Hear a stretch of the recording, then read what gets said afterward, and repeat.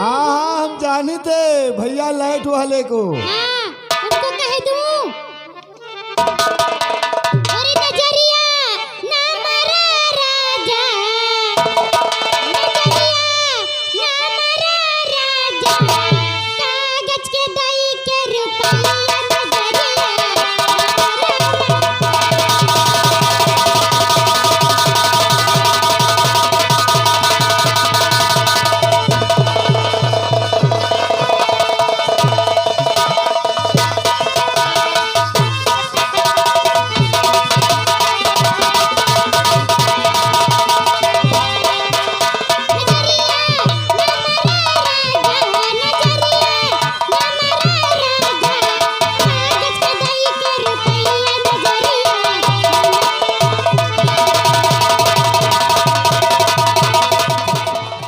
क्या कर रहे हो?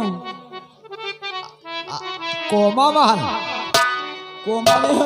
हाँ ए जी जी। जल्दी आओ ना। तो फिर कहाँ हम होते यहाँ। हाँ मेरे दोस्तों, आपके सामने ये देखो कोमा से निखर रहे हैं। ये सलमान खान उर्फ दिलजीत आ रही हैं।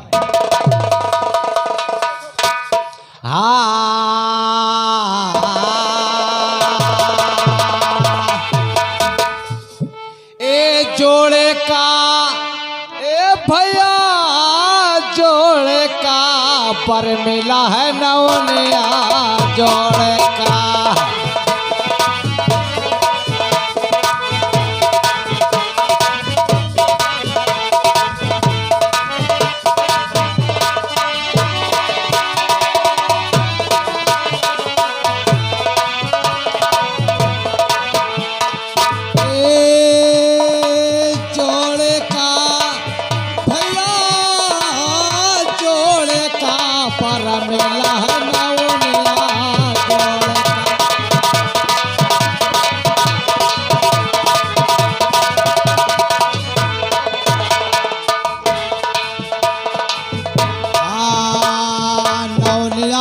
अखिया अरे कंजी कंजी, अरे नौ का आखी जैसे चोर का पर मिला है नौनिया।